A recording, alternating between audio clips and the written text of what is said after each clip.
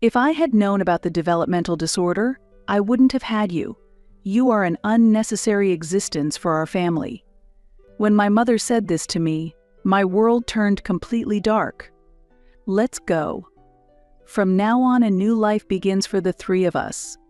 My father stuck his head out of the car window and declared that loudly. In front of our grandparents' empty house, my parents left me behind, laughing as they left. As I watched the car drive away, all I could do was stand there, frozen, at the age of 10. My name is Tracy. I am turning 25.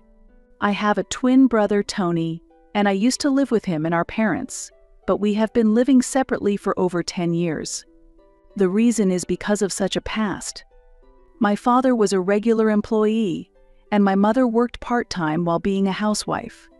It was an ordinary family found anywhere. However, a significant change occurred when we were in elementary school. Once school studies began, my brother's talents became prominent, and he was always expected to score perfectly on tests. "Tony is wonderful. You got a perfect score again. You are talented and will surely become someone great in the future," my mother would say with a smile, and my father would laugh loudly. Exactly. He might become a scholar, a doctor, or maybe an athlete. At least he won't have to worry about money. Meanwhile, far from scoring perfectly, I was distracted by the sounds of classmates moving their chairs or using mechanical pencils, and I couldn't concentrate in class, leading to regular scolding from teachers. From an early age, while I was often scolded, my parents gradually started to dote on my brother more. Meals were always what my brother liked, and only he was taken out for outings and fun, and whenever he wanted something, he could have anything he wished for. In contrast, I was often neglected. If at that time I had talked to teachers or other adults about how my parents treated me, perhaps something might have changed, but I couldn't say anything. I struggled with speaking and expressing my own emotions. I cannot organize my words well, and they scatter. Now that I am an adult, I can somehow communicate my thoughts, but I am still sometimes misunderstood. Even when I think I am responding appropriately without understanding the other person's intent, I sometimes give irrelevant responses. According to my mother, I was born with a mild developmental disorder, and although I have gradually been able to do more as an adult, I still have many difficulties, and as a child, I was difficult for adults to handle. However, that is no reason to neglect me, and I continue to grow. My parents, who thought of me as a naive child, often looked down on me and insulted me compared to my talented brother. Now, I could argue against such an attitude from my parents, but at the time, my parents held absolute authority, and I simply smiled and endured without rebelling against any words or actions. The relationship with my brother, who was close to me during my childhood, also began to change. As he grew older, my excellent brother did not try to understand me and started to look at me strangely. "Don't talk to me at school. It's good our faces are different. I wouldn't want anyone to think we're siblings. Keep quiet, because you're stupid." Before I knew it, the kind words from my brother disappeared, and he despised me as if I were disgusting, and eventually completely ignored me. Naturally, my parents did not pay attention to how he was to me. I simply no longer received attention or affection from my parents, and my days were reduced to receiving minimal care. On special days like birthdays or Christmas, my parents would take my brother out to eat. For me, there were no special cakes, treats, or gifts, just a supermarket ready-made meal with a discount sticker, and I was left alone to house sit. Even during New Year's celebrations, it was the same for me. "You stay in your room because I can't concentrate with you around." This is what my father told me, and my New Year's celebration was me eating snacks alone in my room, straining to hear the happy voices from the living room. "You don't need study materials, do you, since you can't do anything?" My parents said so matter-of-factly, and only my brother was given a desk and educational materials. I completely lost my motivation to study, and my grades continued to decline. I felt I had no place at school or at home, but there were two adults I truly trusted. They were my grandparents who lived far away. It took over 2 hours by car to visit them, and although we couldn't see them often, I was allowed to accompany my family to visit them twice a year, during summer and end-of-year holidays, under the condition that I wouldn't speak a word. My grandparents' house was in a nature-rich countryside, which might have seemed boring to my brother and parents, but for me it was a wonderful place. I was fascinated by the beautiful colors and landscapes created by nature, and while my brother was busy studying, I would play with the colored pencils I brought, coloring on the back of flyers to match the scenery. My parents and brother looked at me with scorn, but my grandparents would hang my drawings on the refrigerator saying, "It's a beautiful drawing of the sunset." I felt an unprecedented joy. Not just because they hung up my scribbles, but because they understood what I wanted to express without words. Certainly my grandparents loved my brother and didn't treat me specially, but they were the only ones who loved us twins equally. Therefore, the days I could see my grandparents twice a year were my emotional support. Then, when we were 10 years old, on a still chilly day in March, just as spring break had begun, my parents suddenly announced, "We've sold our apartment." What? Confused by what they meant, my brother snorted with laughter. "You're really stupid. It's been sold. A new life awaits us in a new house." Moving? If the house is sold, where would we live? What about school? When is the move? Why? Overwhelmed by the sudden news, my father yelled angrily at me, "Shut up. Your talk is always pointless. It's because you didn't notice, even though we've been preparing for a long time. Pack your stuff quickly." I hadn't realized until then, but the living room was already packed up. Because I was mostly confined to my room, I hadn't noticed that things around the house had gradually been disappearing. While panicking, I held back tears and packed my belongings into cardboard boxes. However, I could only take a few toys and only the bare minimum amount of clothes.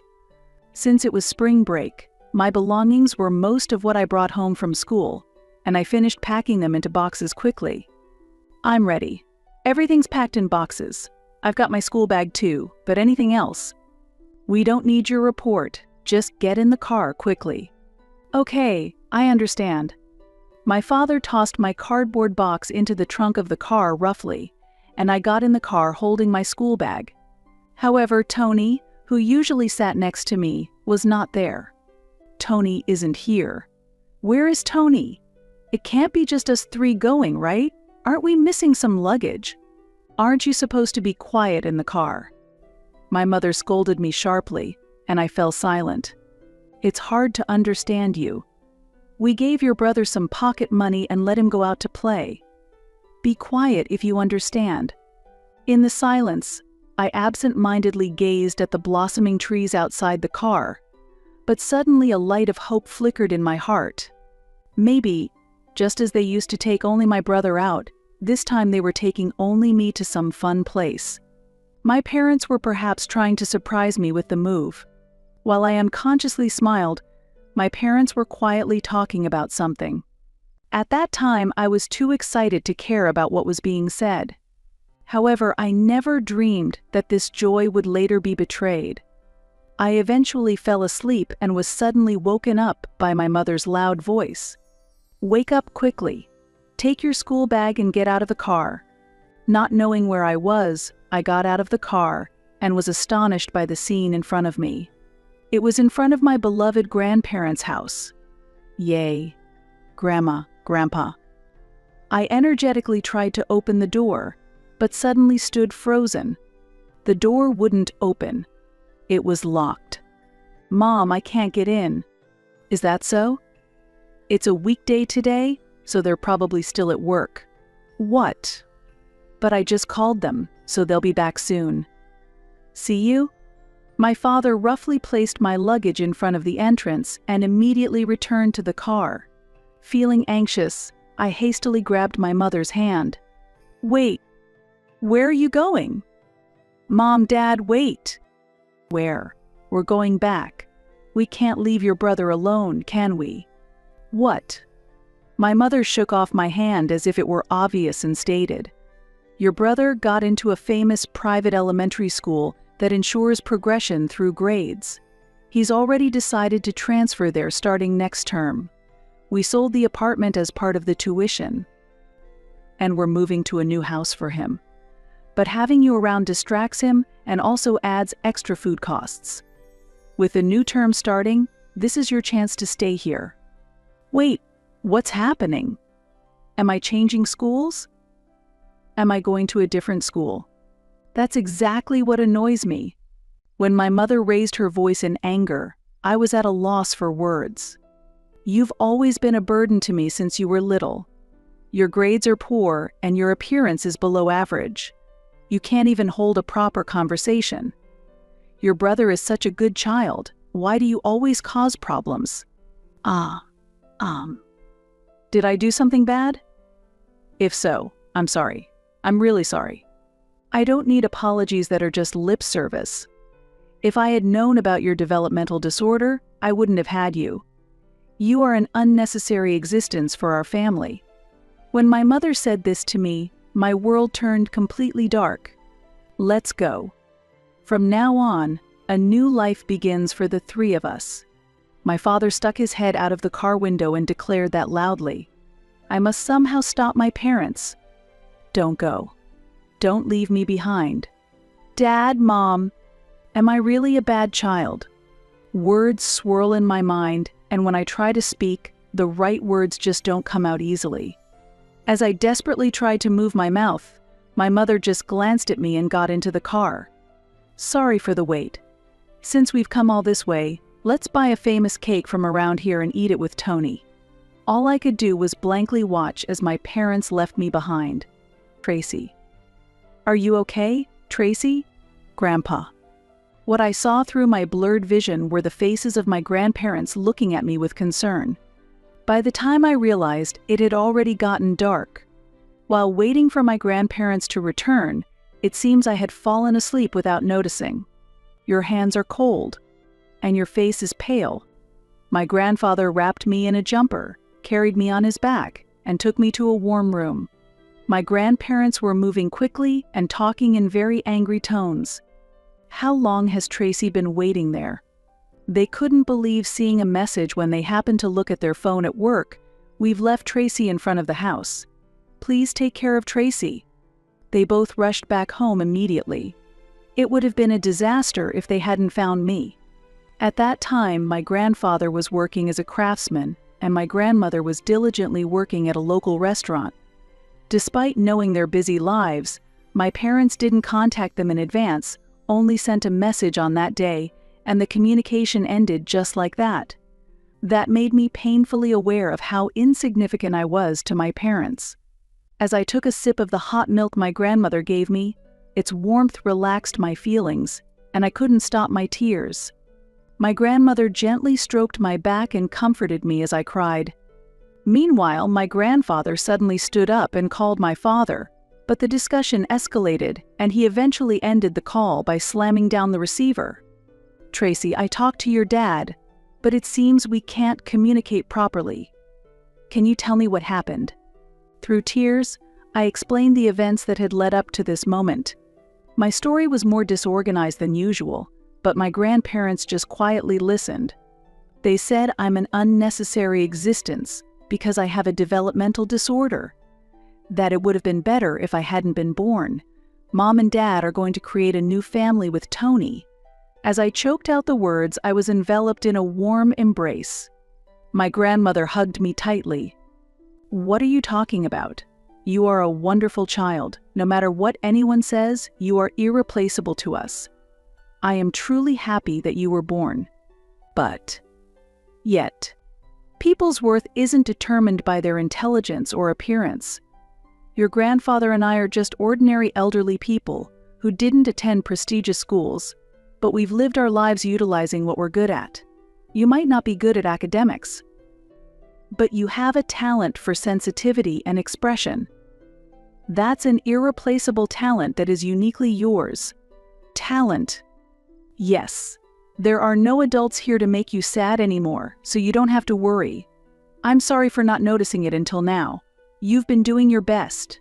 As my grandfather said this and stroked my head in apology, I was overwhelmed with emotion and burst into tears. My grandparents held me tight until my tears stopped. After that, I began living with my grandparents. They enrolled me in a small local elementary school, where the teachers were very understanding. One of them was the first person, besides my grandparents, who really understood me. Because it's a rural area with few students, they implemented an educational program tailored to individual needs, which took my characteristics into account and helped progress my lessons. Thanks to that, my grades, which had previously been poor, started to improve significantly. Even though I struggled with communication, I came to accept my unique traits and eventually made friends. I began to live a relaxed life, both mentally and physically, and found what I truly wanted to do. And 15 years have passed. During that time, I never heard from my parents or brother, and before I knew it, their addresses and phone numbers had all changed. Just as my parents' and brothers' faces were fading from my memory, that day suddenly arrived. Open the door. You're in there, aren't you? The sound of someone banging on the door violently shattered the early morning's calm. My grandparents were already awake, and I, still groggy, headed to the entrance. After leaving your own daughter for over a decade, what do you want now? Startled by my grandfather's angry voice, I stepped outside and widened my eyes. Well, if it isn't Tracy, you've grown so much. The mother I remembered was always well kept. But the woman in front of me looked worn out and tired.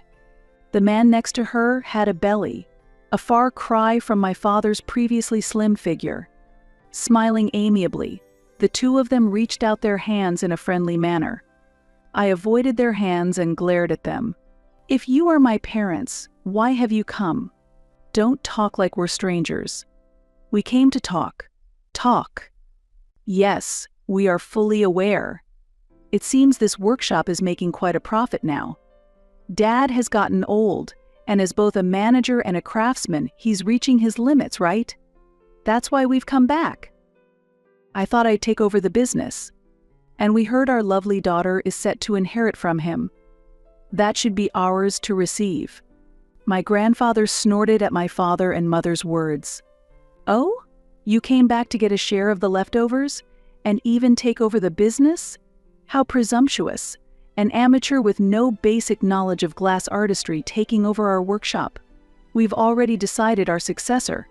What? Tracy. She will take over. She's a genius. What? Ridiculous. This child who can't do anything. What? As if to interrupt my father, my grandmother threw a newspaper at his face. What are you doing? Look inside, you fool. There's an article about this workshop. My father flipped through the newspaper, his eyes widening as he alternated between looking at me and the newspaper in shock. Young glass artisan, from a local workshop to the world. It was an article from a recent interview. By the time I was a middle school student, I had become fascinated by my grandfather's work. I had started helping out in the workshop around that time.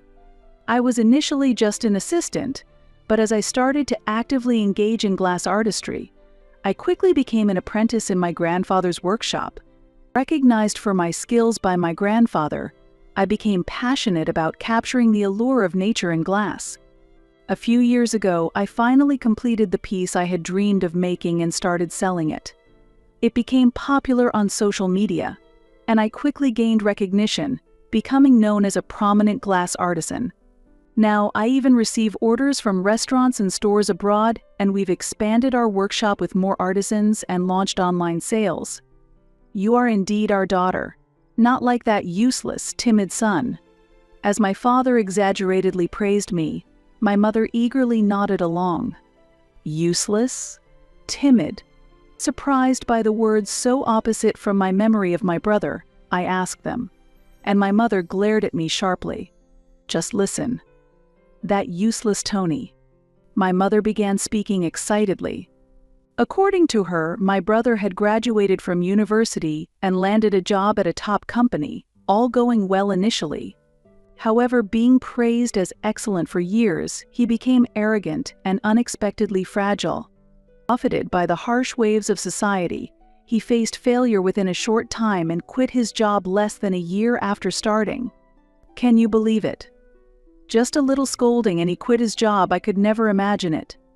Now he mostly stays in his room, hardly ever coming out except for the bathroom or shower. We quit our jobs because Tony had started working. Hey Dad, setting aside the inheritance issue, you have money, right? Can't you take care of us three?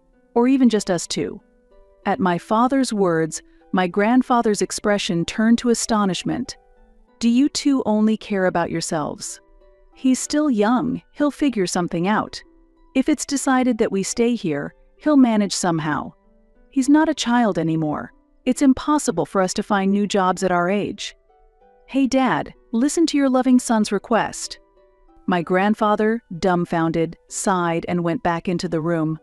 As I stood there stunned, my mother looked at me intently and said, "You should live with your mom and dad too, right?" Oh, I forgot. You don't understand what we're talking about anyway, do you? All you need to do is nod along. While saying this, my mother had bloodshot eyes, and my father nodded in agreement. After thinking for a moment, I responded, "Why do I have to live with strangers?" What? We are your real parents. We raised you. When I lived with my parents as a child, I never felt like I was being cared for. I barely existed. It was my grandparents and my teachers who truly raised me. I continued speaking to the two of them who were frozen in shock. You may be my parents by law, but I have no memory of that. I can't live with strangers. I looked at them completely as strangers. If I was wrong, my grandparents would correct me. Their silence probably meant it was okay. As my grandfather watched with a smile, my father looked at him. Don't you think that's a terrible thing to say? Dad, say something. Indeed. If you want me to, I'll say something too. It's strange to say you raised Tracy when you abandoned her at 10. No, not about me. Say something to Tracy. Tracy, say something to your grandfather. Something. No, that's not it. You told me to say something. So I said something. As my father began to flush with frustration, my grandfather started laughing with a chuckle. Don't abandon us. Hey, Dad. As my father pleaded, my grandfather waved his hand away and shouted in a low voice, Enough already. Why would you say such spoiled things now? At my grandfather's stern voice, my father and mother froze in place. During this pause, my grandmother hurried to the kitchen. When she returned, she had a large bag in her hand. This is perfect. Now, get out, you bad luck, she said as she threw salt at my mother's face. Ouch. What is this? Salt. The bag my grandmother held contained salt used for cooking. Parents who abandon their children are the epitome of bad luck, my grandmother said calmly as she continued to throw salt at my parents' faces. Go back already. I'll keep throwing salt until you leave. We have plenty of salt, so be prepared, my grandmother declared. Next to her, my grandfather stood holding a new bag. Leave, he shouted as he forcefully threw salt. The salt flew with force, hitting my parents in the face directly. Hey, Dad. Mom, stop. Please. Stop it already, my parents cried out. However, my grandparents continued to throw salt emotionlessly, shouting, Go back already. Never come back, they yelled as my parents desperately clung to my hand. Are you going to abandon your own parents? We're drowning in debt and struggling to live. Shouldn't family help us out, they said. My family is only my grandparents, I responded. I forcefully shook off their wrinkled hands. As my parents crumbled beside me, I took the bag from my grandmother and declared, This is goodbye forever. Saying this, I emptied the contents of the bag over my parents. That moment was decisive, and my parents, disheartened, fled as if running away. As time passed, my brother appeared at our workshop. The debt collectors chasing my parents had left my brother behind when they fled the house at night. Soon the debt collectors came, evicted my brother, and he was left distraught. The police took him in, and as the only relatives, they contacted my grandparents. One who does not work does not eat. If you work hard and help out in the workshop, we'll provide a place to live and meals. What do you say? My grandfather proposed. Surprisingly, my brother agreed immediately. His work in the workshop was still unpolished, and he was often scolded by my grandfather and other staff, but once he started showing talent in online sales and accounting, he became indispensable to the workshop. My brother, who has grown up, is ashamed of his past actions and now acknowledges and supports my abilities. It's still too early to say we've reconciled, but I find it both delightful and embarrassing that he is now treating me kindly again.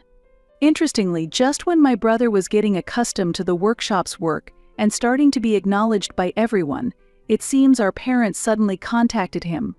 "Tony, where are you and what are you doing? It's getting dangerous here. At worst, we might end up on a fishing boat. Please help us." Ignoring any mention of my brother's well-being after they left him behind, and focusing only on themselves, my brother completely lost his patience. Then he changed all his phone numbers and email addresses, cutting off any means of contact from our parents. I wonder if those two are working on the sea now. As a result, both my brother and I truly feel relieved to have escaped from those parents.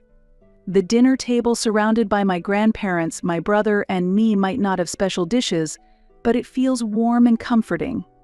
In a slightly misshapen dish made by my brother, there is mashed potatoes cooked by my grandmother.